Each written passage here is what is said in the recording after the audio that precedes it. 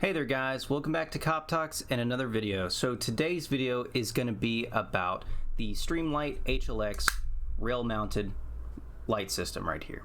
So I had a rail mount 1, which was their 350 lumen version, which was great for use indoors and things like that, but I started working night shift and I was more outdoors than anything, so I decided to go with something a little brighter and had a little bit more reach. So I found the HL-X here, and the HL-X is 1,000 lumens, which has been phenomenal. Now I was going to go for a Surefire weapon mounted light, but was not in my price range. Was not in my price range at all.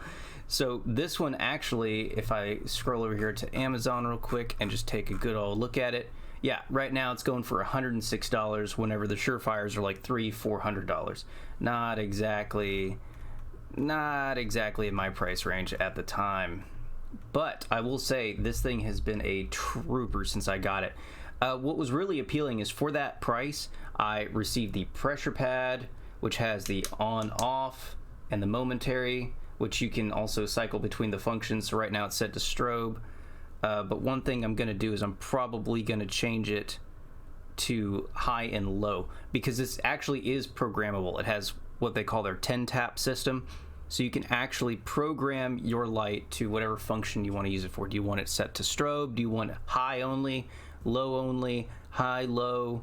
You know, you can change it to all kinds of things. Now this thing can run off of 2 CR123A batteries, which it does come with 2, and that's what's still in use here. Or you can use one of the rechargeable 18650 batteries, which I also have in my other Streamlight, my big O baton one that is in my duty bag, which you can find that video on it here.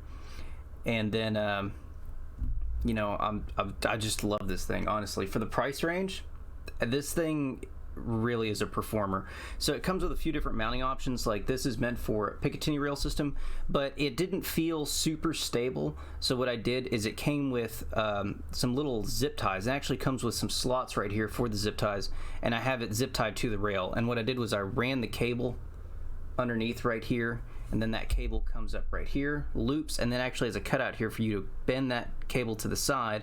And then I just secured it with some gaffer's tape and some Ranger bands right there, and it stays neat and clean out of the way. I spaced it to where I can still fold down my front sight if I'm running optics, which on this upper I am not currently. And then you know, it does take up a little bit of space, but it doesn't take up so much space where you're actually using things, unless you're using like a PEC 15 or some kind of IR designator. One thing I did not like about it was the Picatinny rail attachment that it came with. So I swapped that out with an Arisaka Defense light mount here. This is an M-Lock 45 degrees, so it actually cants it. Let's see if I can show that to you. It actually cants it. Oops, hit the camera. Into the rifle, so it's not just sticking straight out. It kind of makes it a little bit more slim. Not a whole lot, but you know, it's better than nothing. It has not gotten in the way of use with a suppressor. I have a Surefire war comp mounted on this one, and it's seen, and as you can tell, it's kind of dirty right now. It's seen a lot of rounds, but this light still keeps on, you know, running just fine. One issue though is it's not as durable as the Surefires. The Surefires have, of course, a combat proven record and reliability. This one is still fairly new, but it's of solid construction, and I haven't had any issues with it yet. But that's something to keep in mind. If it's something you're going to use and really depend your life on in a austere environment such as overseas, or like, you know, security contracting or something like that, somewhere where you can't get like an easy resupply, I'd probably go with Surefire. But stateside for law enforcement work and stuff, this thing is a fucking champ. It is extremely bright. The strobe is extremely disorienting when it's pointed your direction, and it's been a great light for the price. Now, like I said, it's $106. The mount here was about $45. You know, take that for what you will, but I think this mount really brings it to a whole nother level. Like I said, it is programmable. It's saying at full blast, this thing will run on the CR123 batteries for 1.25 hours. I haven't tested that, but this thing is mostly just for momentary, just like on off kind of use, and then it says it gets about 1.5 out of the 18650 batteries. Low is 60 lumens, so you can go from 1000 lumen to 60 lumens, which I think 60 would be fantastic for just about every other normal use. That runs about 20 hours or 22 hours on the 18650 batteries. So once again, you got the strobe. You can run the strobe, it says, for up to 2.5 or 3 hours. That's a lot of strobe. And as far as weight goes, it's 6.9 ounces, and of course that's the actual light itself. It does weigh a little bit extra, but this pressure pad hardly weighs anything. You're not going to notice it. But other than that, it's been a phenomenal little flashlight. I'll see if I can put it.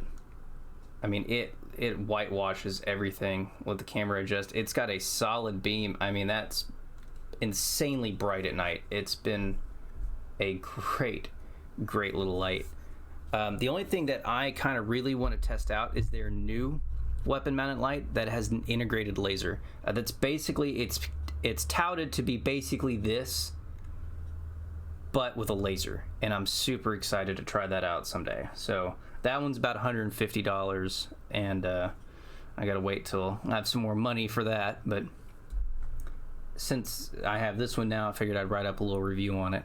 Anyway, guys, if you have any other questions about this light or any of the other equipment I have or use, I generally have an opinion. I'm by no means an expert on anything, but if anybody tells you an expert, they generally are not. Everybody's always constantly learning. Don't believe everything you hear. Other than that, guys, like I said, if you have any other questions about the War Comp, this is actually a Strike Fighter 10.3 barrel in here. Geisley Automatics rail system. And then I know I got some cheap ass irons on here right now, but this thing's kind of still in its construction phase, and it's a Rainier Arms Ultra Match upper. But if you guys have any questions about the things on this upper receiver or this light in general, go ahead and leave a comment down below or shoot me an email at coptalks@gmail.com, and I'll get back to you as soon as I can. Other than that, guys, I really appreciate you joining me today. I hope you have a fantastic day. I hope you stay safe out there. I hope you get some training so you can protect yourself and your loved ones. And never be afraid to ask questions. Remember, there's never any stupid questions, only stupid answers. So anyway, guys, I hope you have a fantastic day, and I will catch you in the next one.